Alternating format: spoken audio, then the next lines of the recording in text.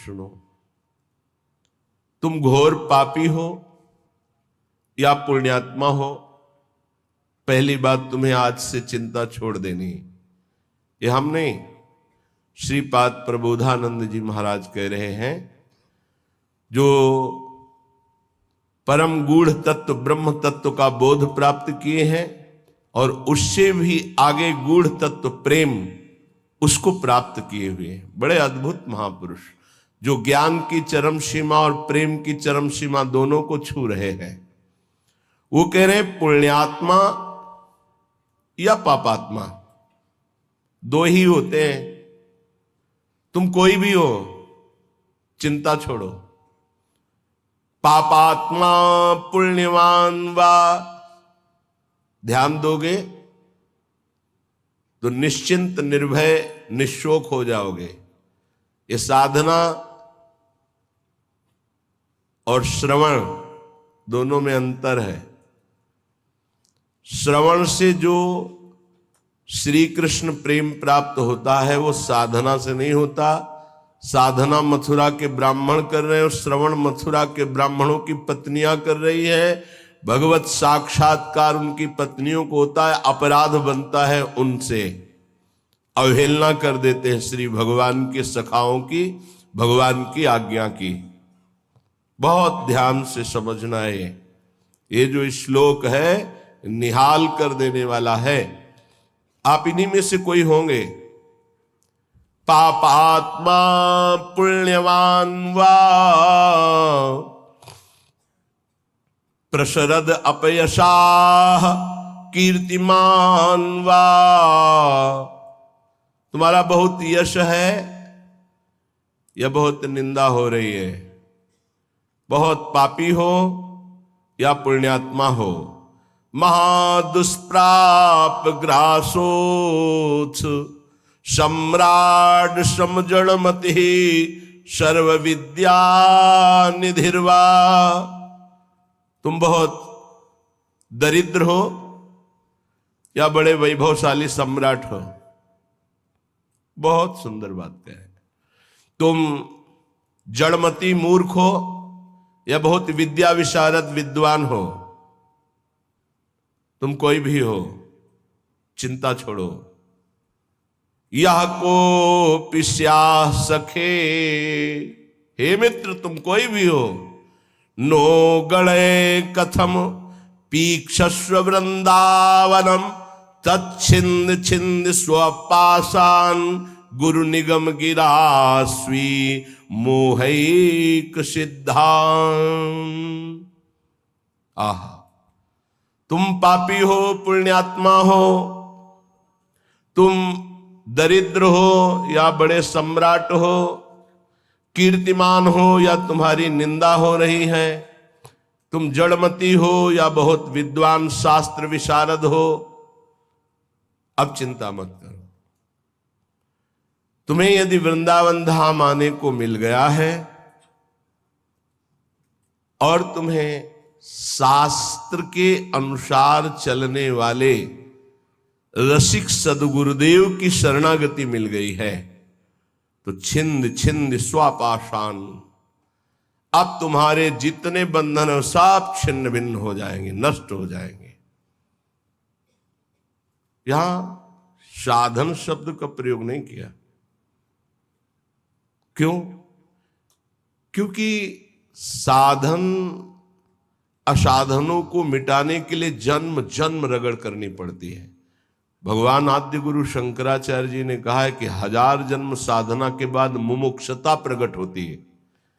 शास्त्र जन्म जब साधना हो तब मैं मुक्त होना चाहता हूं ऐसी इच्छा प्रकट होती है। और भगवत प्रेमी महात्मा का एक क्षण का संग तात स्वर्ग अपवर्ग सुख धरी तुला एक अंग तूलनताय सकल मिल जो सुख लव सत्संग।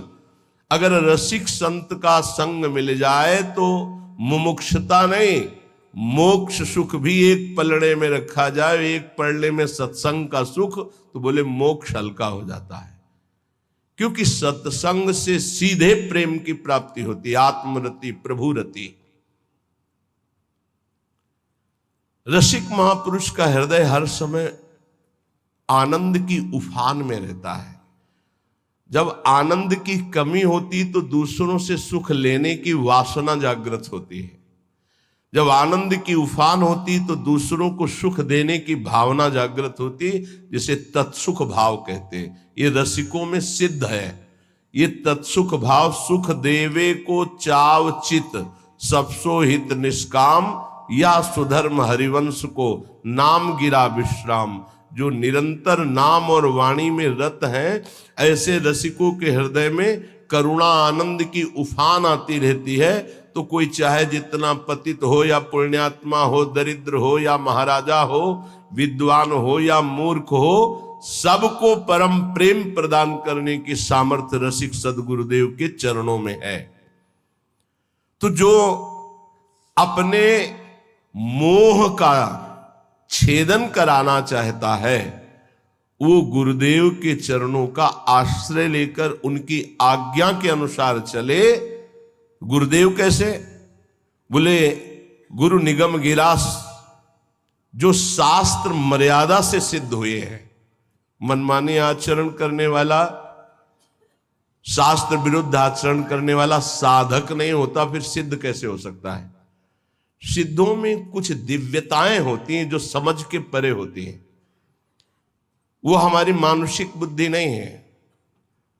वो दैवी संपदा का सिद्ध महापुरुष, उसकी कुछ ऐसी चेष्टाएं हो सकती हैं जो बालवत या पागलवत दिखाई दे सकती है, लेकिन बहुत ऊंचे में है, जहां कोई कर्म छू नहीं सकता, जहां कोई विषय स्पर्श नहीं कर सकता, जहां किसी भी तरह के बंधन का कोई भी हेतु नहीं रह गया है। वो ऐसी स्थिति होती है। बोले उनके आज्ञा अनुसार अपने जीवन को चलाना, ये इसलिए शर्त गुरुदेव में भी रखी गई है। तस्मात् शास्त्रम प्रमाणम थे। कोई भी ऐसा साधक नहीं जो सिद्धावस्था की तरफ गति कर रहा हो, शास्त्र विरुद्ध आचरण करके सिद्ध हो जाए, असंभव। तो फिर गुरुदेव कैसे ऐसे हो सकते हैं? ये इसलिए शर्त रखी गई कि प्रायः हम जहां किसी की बड़ाई सुनते हैं, थोड़ी बात सुनते हैं, हम गुरु बना लेते हैं। नहीं बनाना चाहिए। गुरु बनाने के लिए बहुत रुकना चाहिए। वर्ष 2 वर्ष कम से कम सत्संग सुनो। किसी और से नहीं, अपने हृदय से जांचो, किसी और से नहीं। क्योंकि और की मति किस कोटि की है, वो आपकी बुद्धि को भ्रष्ट भी कर सकती है, आपकी बुद्धि को फंसा भी सकती है। कैसे? उसने अपने गुरु को प्रभु माना है और वो कहेगा मेरे गुरु से बढ़कर कोई नहीं, और ऐसा है, उसका कल्याण हो जाएगा उस भाव से।